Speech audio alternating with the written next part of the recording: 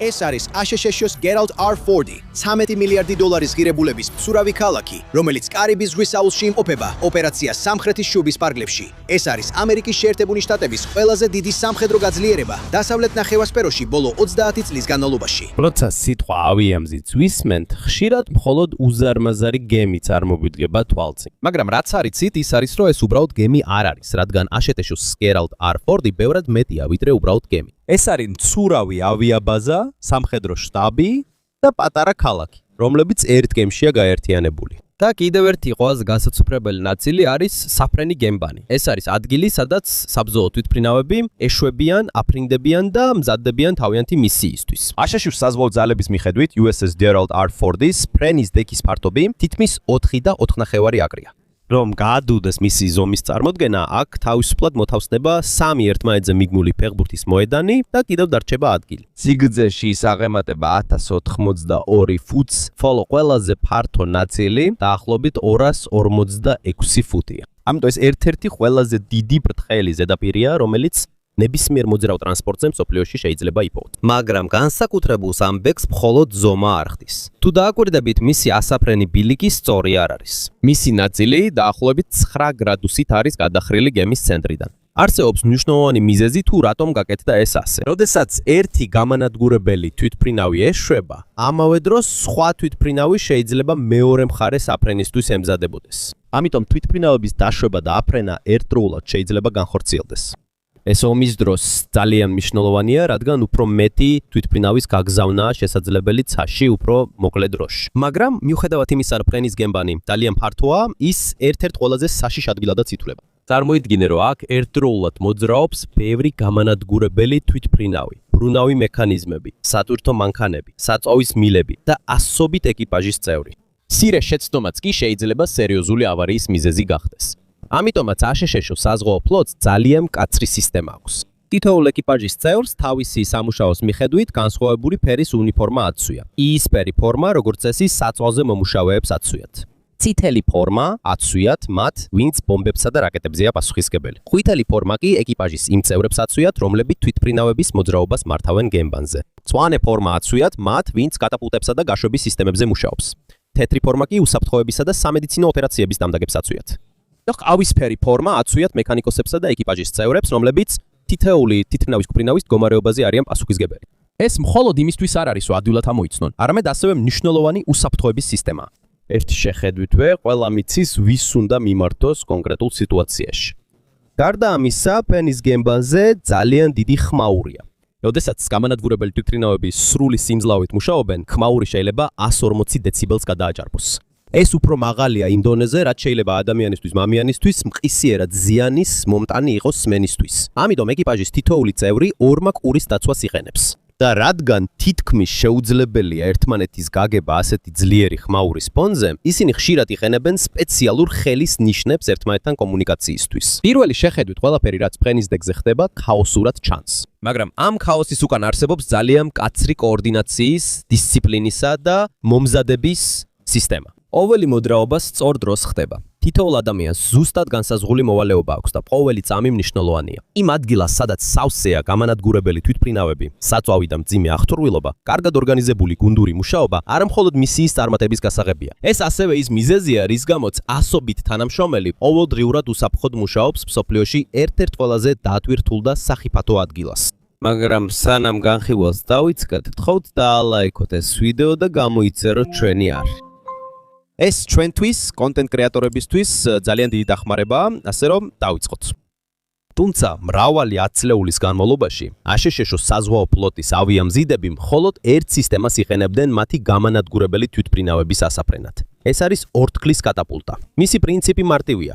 გემი იყენებს ძალიან ძლიერ ორთქლის წნევას, რათა თვითმფრინავი სწრაფად წინ გააგზავნოს. მხოლოდ 2-ოდე წამში ამ სისტემას შეუძლია დააჩქაროს გამანადგურებელი თვითმფრინავი თითქმის 0-დან საათში 150 მილზე მეტ სიჩქარემდე. ეს სისტემა ძალიან ეფექტურია და წლების განმავლობაში გამოცდილია.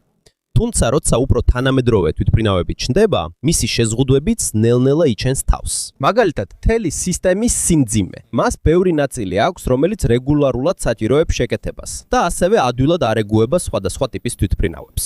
ამიტომაც შეერთებულმა შტატებმა რაღაც განსაკუთრებული გააკეთა და უზარმაზარი ცვლილება შეიტანა USS Gerald R. Ford-ზე. 4 წლის ნაცვლად ეხლა ის ელექტრომაგნიტურ ტექნოლოგიას იყენებს. ამას ეთოდება EMALS, ანუ ელექტრომაგნიტური თვითმფრინავების გაშვების სისტემა. მარტივად რო ვთქვათ, ის იყენებს ძლიერ მაგნიტურ ძალას თვითმფრინავების აფრენაში დასახმარებლად. ეს პრინციპი გავს იმ პრინციპს, რომელსაც იყენებენ ზოგიერთი მაღალი სიჩქარის მაგლეუმატარებლები, რომლებიც ასევე ელექტრომაგნიტიზმს იყენებენ. თუმცა თვითმფრინავ მზიდზე გამოყენებული სისტემა უფრო ძლიერი და უფრო რთული. აქ, როდესაც გამანადგურებელი თვითმფრინავი მზად არის აფრენისთვის, სისტემა გამოყოფს ზუსტად იმ რაოდენობის ენერგიას, რაც კონკრეტულ თვითმფრინავს სჭირდება. თუ თვითმფრინავი პატარა და მსუბუქია, ნაკლები ენერგია დაიხარჯება. თუ ის მძიმეა და სავსეა საწვავითა და იარაღით, სისტემა უფრო ძლიერ ძალას გამოყოფს. ამიტომ თითოეული გაშვება უფრო კონტროლირებადია.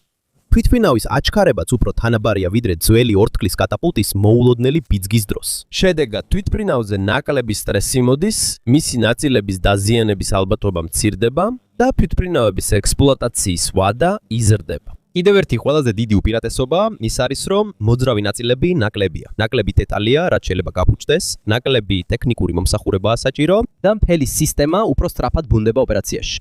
აშშ საზღვაო ძალების მიხედვით, ეს ერთ-ერთი მოწინავე ტექნოლოგიაა Gerald R. Ford-ის ავიამზიდზე წინა ავიამზიდებთან შედარებით. ეს უბრალოდ განახლება არ არის. ეს არის დიდი ნაბიჯი საზღვაო ავიაციის შემდეგი თაობისკენ.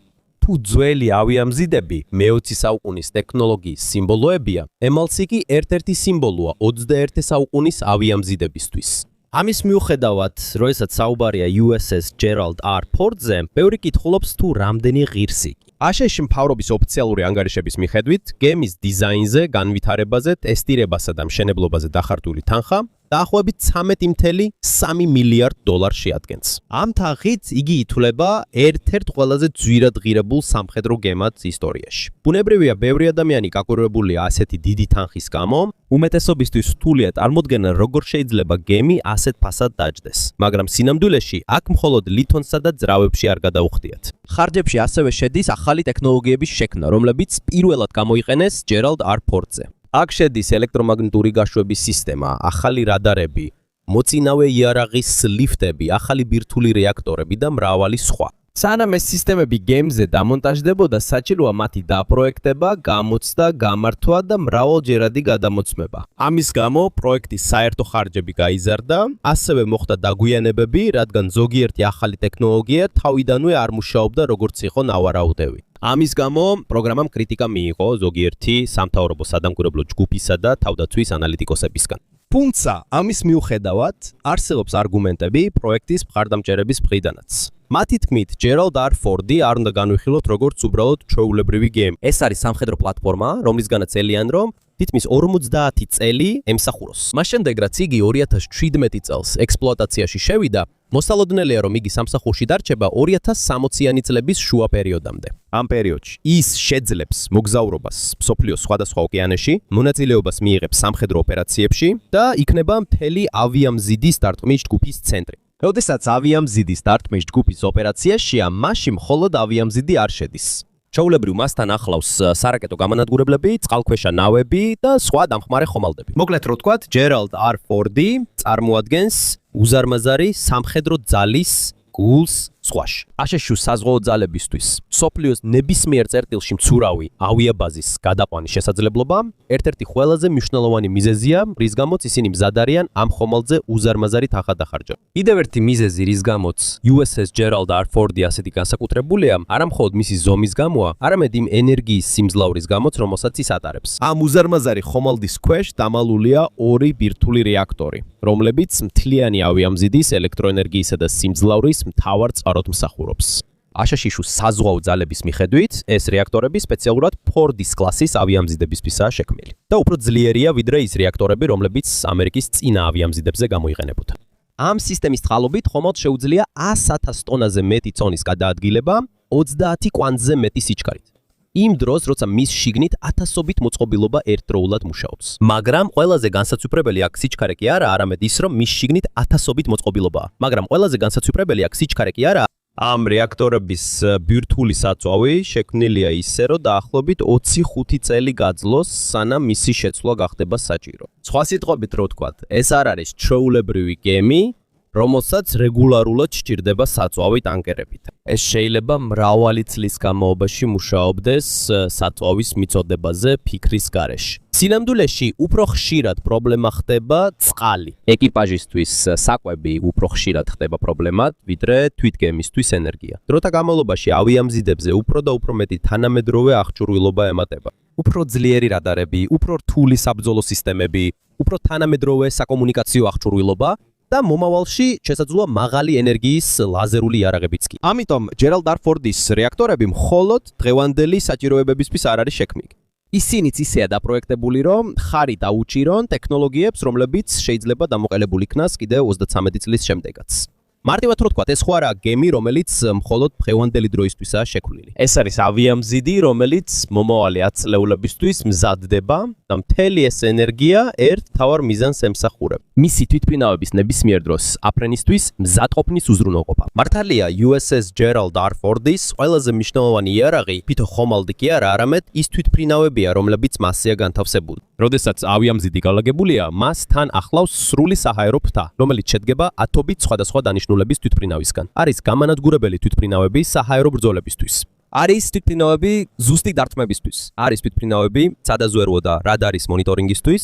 არის ვერტფრენები საძიებო სამაშველო მისიებისთვის.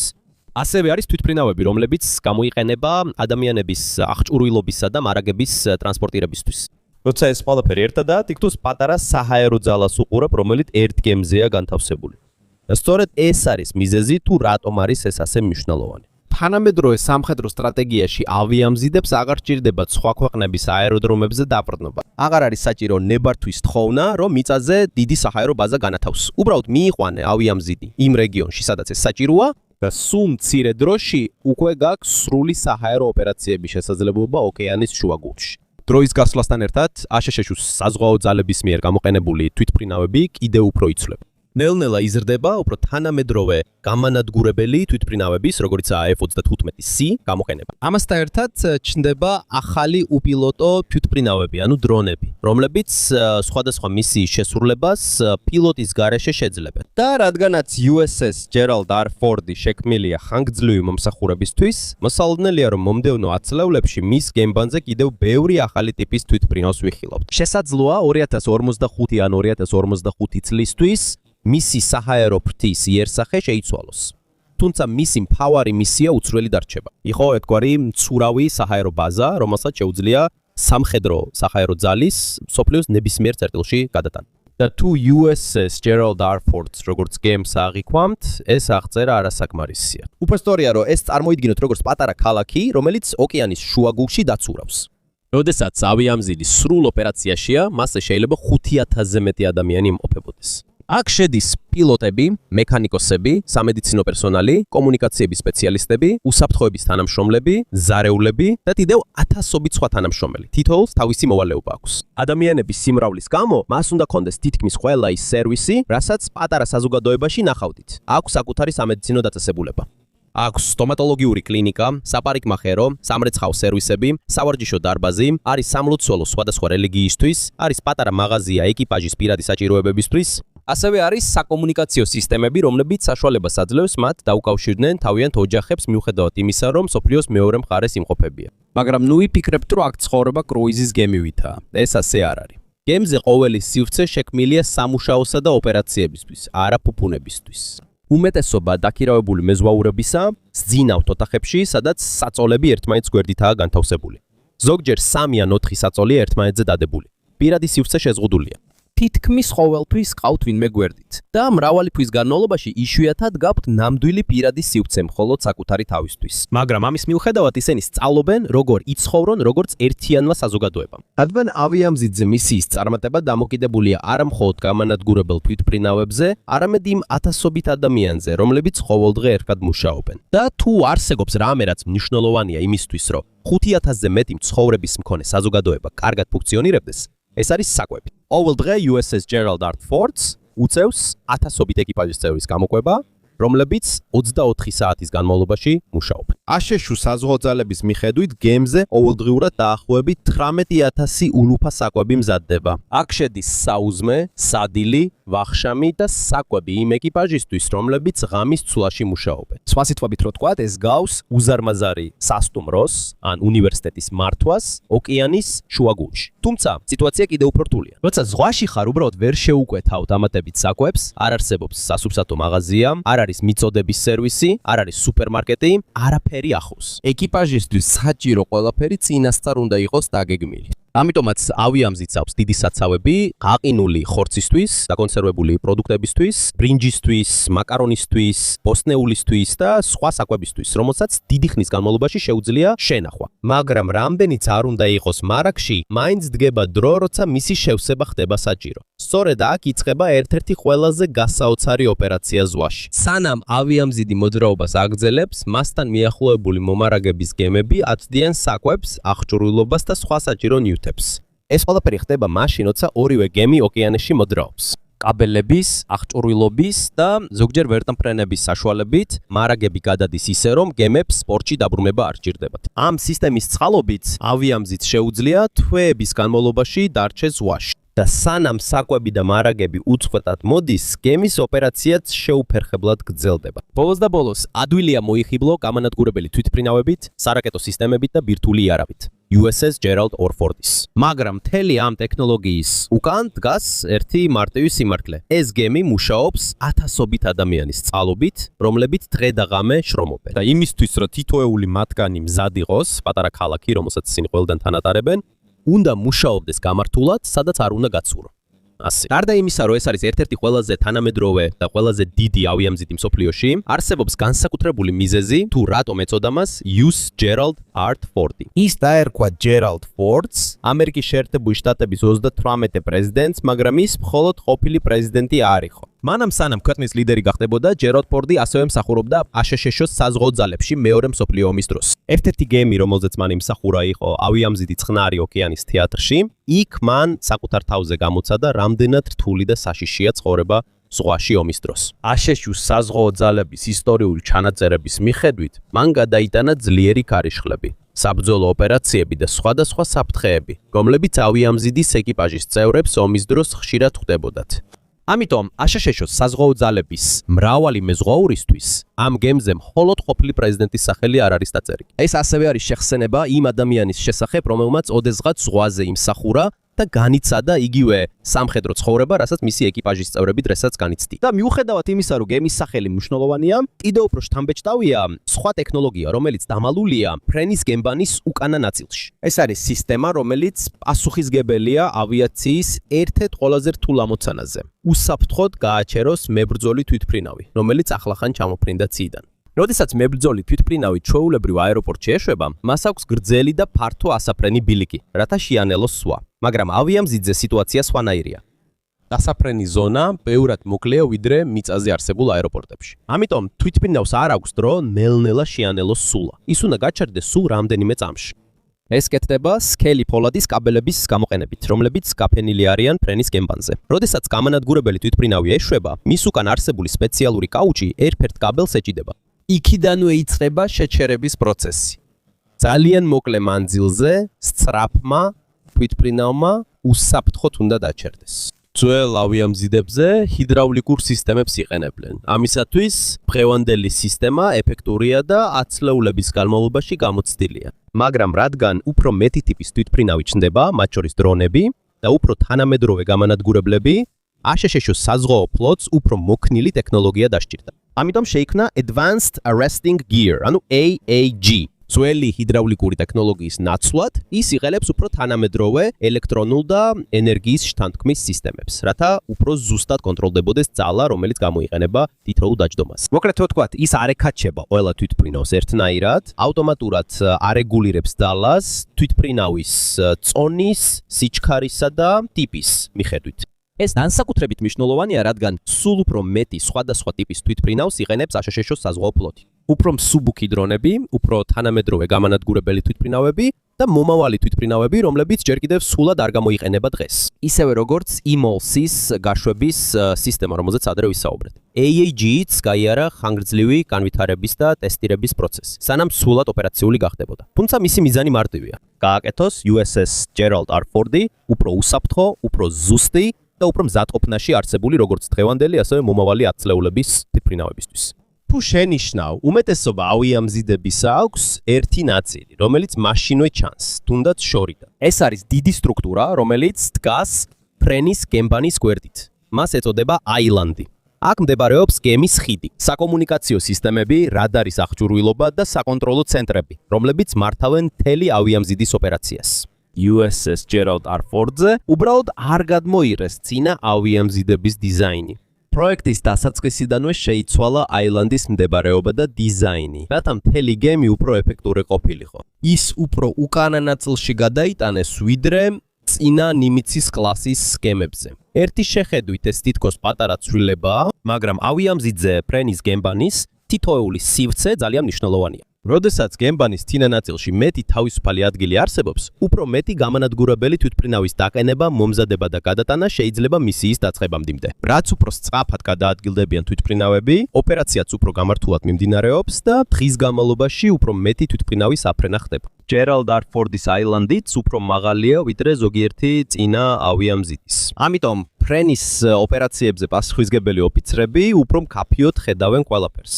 მათ უფრო მარტივად შეუძლიათ დააკვირდნენ თვითმფრინავების დაშვებას, პერსონალის გადაადგილებას და სხვა აქტივობებს ფრენის გემბანზე. ადგილს, სადაც ერთდროულად მოძრაობენ გამანადგურებელი თვითმფრინავები, ტრაქტორები, დამხმარე მანქანები და ასობით ეკიპაჟის წევრი ძალიან მნიშვნელოვანია მკაფიო ხილვადობა. მცირე შეცდომაც კი შეიძლება ავარიის მიზეზი გახდეს. გარდა ამისა, აილენდზე განთავსებულია გემის რამდენიმე უმნიშვნელოვანესი რადარის სისტემა. ეს რადარები ეხმარება თვითმფრინავების, რაკეტებისა და სხვა შესაძლო საფრთხეების შორ მანძილზე გამოვლენაში. მოკლედ რომ ვთქვათ, აილენდი გემის თვალის როლს ასრულებს და ერთ-ერთი მთავარი სარდლობის ცენტრია მთელ ავიამზიდზე. სანამ გემის ზედა ნაწილში გამანადგურებელი თვითმფრინავების აფრენით არიან დაკავებულნი, ფრენის გემბანის ქვემოთ კიდევ ერთი მნიშვნელოვანი ოპერაცია მიმდინარეობს. გემის ღრმა ნაწილში მდებარეობს საცავი ზონები, სადაც ინახება ბომბები, რაკეტები და სხვა საბრძოლო მასალა. ამ მასალების უბრალოდ გემბანზე განთავსება არ შეიძლება.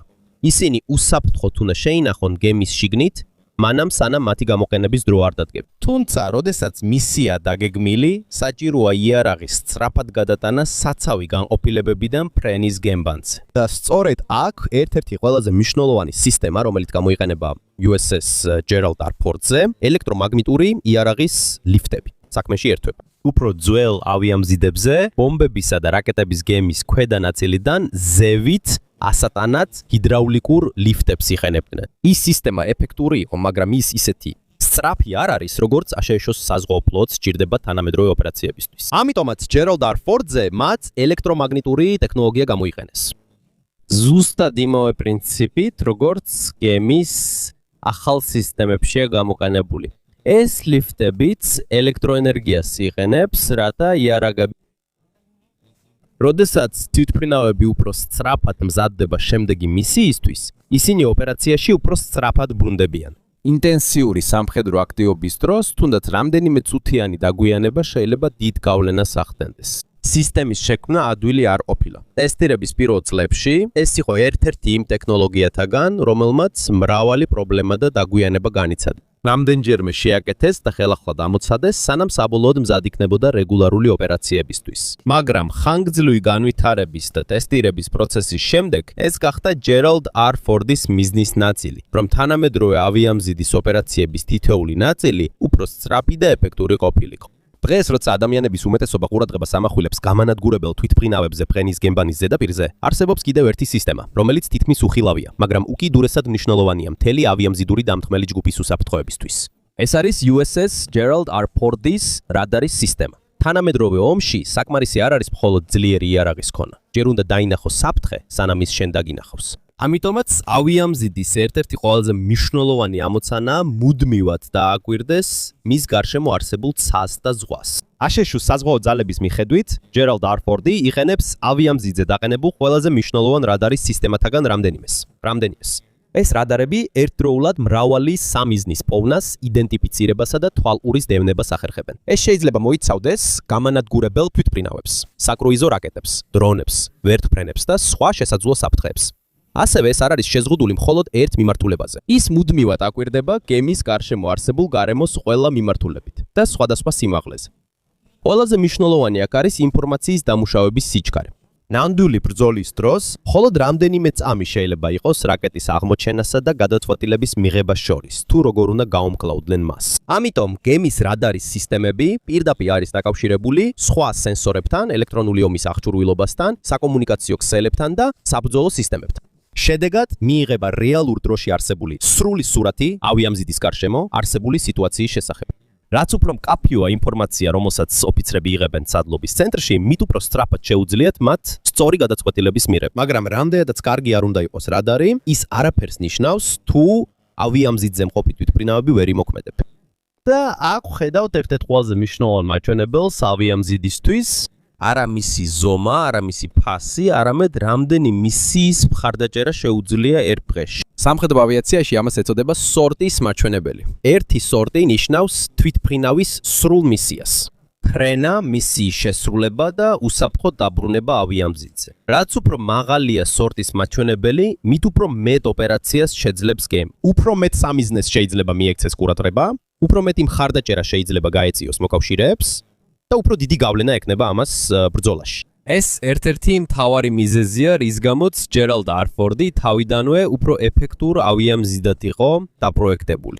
ფორდის კლასის პროგრამის ოფიციალური მიზნების მიხედვით, ეს გემი შექმნილია იმისთვის, რომ უფრო მეტი ავიამისია განახორციელოს ვიდრე წინა ავიამზიდებმა. ეს მხოლოდ ერთი ტექნოლოგიის დამსახურება არ არის. ეს არის შედეგი ყველაფრის გაერთიანებისა, რაზეც ვისაუბრეთ. უფრო თანამედროვე გაშვების სისტემა, უფრო სწრაფი იარაღის ლიფტები, უკეთესი საფრენი გემბანის განლაგება, უფრო ეფექტური ტექნიკური მომსახურების სისტემები და ეკიპაჟის უფრო ეფექტური კოორდინაცია. როცა ეს ყველაფერი ერთიანდება, თვითმფრინავების მომზადება უფრო სწრაფად ხდება, როდესაც ისინი მომდევნო მისიას ამზადებენ და იმ დროს, როცა აშშ-ს საზღვაო ფლოტი აგრძელებს ავიამზიდების შესაძლებლობების გაუმჯობესებას, არსებობს კიდევ ერთი მიზანი, რომელიც ნაკლებად შესამჩნევია. ეკიპაჟის რაოდენობის შემცირება, რომელიც საჭიროა გემის სამართავად. პირველი შეხედვით ზოგს შეიძლება ეგონოს, რომ მეტი ადამიანი უკეთესია, მაგრამ სამხედრო ორგანიზაციაში თითოეულ დამატებით ადამიანს შესაბამისი ხარჯი აქვს. საჭიროა მათი გაწვრთნა, ყვება, აღჭურვა, საცხოვრებლით უზრუნველყოფა და მრავალი წლის განმავლობაში მხარდაჭერა. ამიტომ ფორდის კლასის პროგრამის ერთ-ერთი მიზანია ავტომატიზაციის გამოყენება ეკიპაჟის რაოდენობის შესამცირებლად ისე, რომ გემის შესაძლებლობები არ შემცირდეს. ბევრი სისტემა თავიდან იქნა გადაკეთებული, რათა ოპერაციისა და მოვლისთვის ნაკლები ადამიანი იყოს საჭირო. ზოგიერთი სამუშაო, რომელიც ადრე ბევრ ადამიანს სჭირდებოდა, ეხლა უფრო მცირე ჯგუფს შეუძლია შეასრულოს თანამედროვე ტექნოლოგიების გამოყენებით. ეს არ აუქმებს ადამიანის მნიშვნელობას.